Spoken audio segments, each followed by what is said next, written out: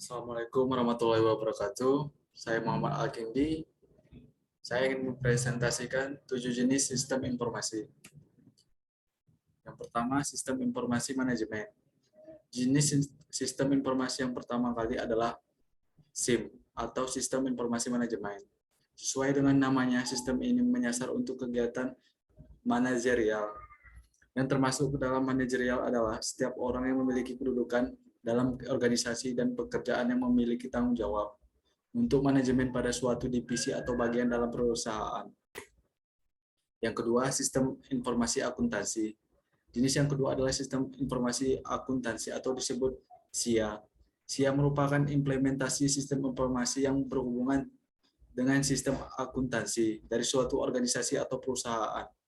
Akuntansi memiliki fungsi untuk melihat kondisi keuangan suatu organisasi, apakah sedang surplus atau minus. 3. Sistem informasi keuangan. Sistem informasi keuangan merupakan sistem informasi yang berada di bawah manajemen dengan fungsi untuk mengatur keuangan perusahaan. Sistem informasi keuangan ini nantinya akan terintegrasi dengan sistem informasi akuntansi untuk masalah pencocokan datanya. Yang keempat, sistem informasi manufaktur.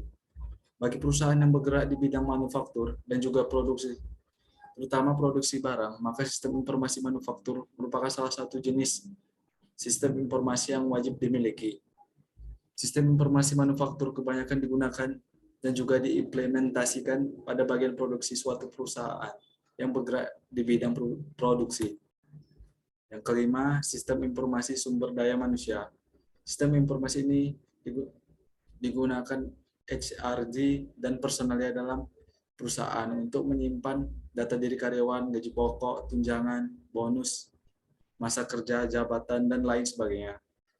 Dengan adanya sistem informasi ini, kerjaan dari bagian SDM bisa lebih mudah. Yang keenam, sistem informasi pemasaran. Sistem informasi pemasaran sangat penting bagi divisi pemasaran dalam perusahaan. Dengan sistem pemasaran ini akan membantu dalam proses pencatatan dan memberikan segala informasi mengenai penjualan yang telah dilakukan dari perusahaan. 7. Yang terakhir, sistem informasi eksekutif. Sistem informasi eksekutif dikembangkan dan juga digunakan untuk mereka yang berada di level eksekutif dari suatu perusahaan. Sistem informasi ini akan memberikan kemudahan dalam arus informasi dari divisi di bawahnya kepada mereka. Lalu siapa saja yang termasuk level eksekutif?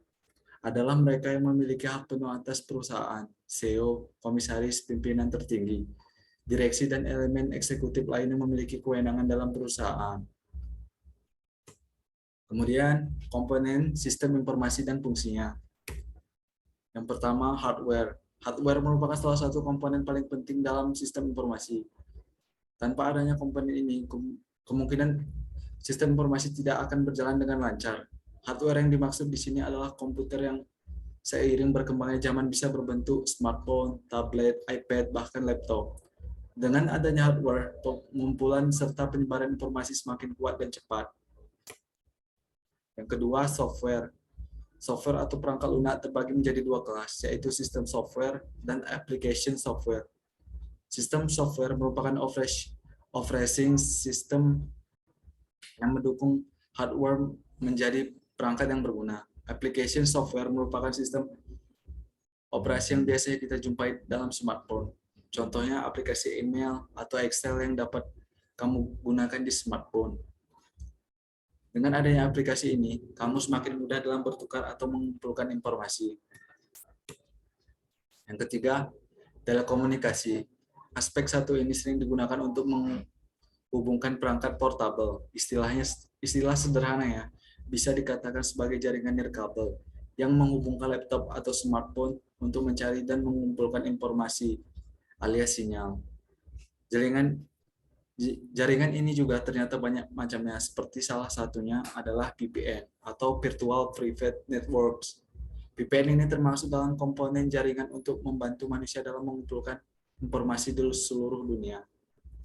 VPN juga bisa digunakan untuk menjaga kerahasiaan datamu saat mengakses internet.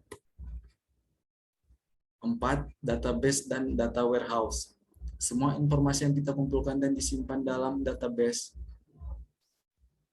Contohnya, kamu mengumpulkan foto-foto dalam satu folder agar lebih terorganisir. Tempat dikumpulnya berbagai informasi tersebut dapat dikatakan database. Data warehouse adalah sebuah tempat yang berisi kumpulan informasi yang tak terorganisir dan sewaktu-waktu dapat dibuka kembali. Contohnya adalah kumpulan data dari pelanggan yang telah melakukan pembelian menggunakan kartu kredit, alamat pelanggan, email, dan lain-lain. Kumpulan data yang tersimpan di data warehouse ini bisa digunakan untuk pengembangan bisnis selanjutnya, seperti promosi dan mencari prospek pelanggan di masa mendatang. Yang terakhir, sumber daya manusia. Hanya orang-orang yang memenuhi kualifikasi bisa mengembangkan SI secara terus-menerus. Contohnya adalah business analyst, sistem analis, dan desainer, database administrator, programmer, computer security, spesialis, dan komputer operator. Dengan adanya orang-orang yang memiliki ilmu khusus ini, mereka bisa mengembangkan SI jauh lebih canggih dan lebih mudah digunakan. Tidak hanya itu, mereka juga berjasa untuk memperbaiki sistem yang error atau menambah sistem yang lebih baru. Sekian dari saya. Apabila ada kekurangan, saya minta maaf. Wassalamualaikum warahmatullahi wabarakatuh.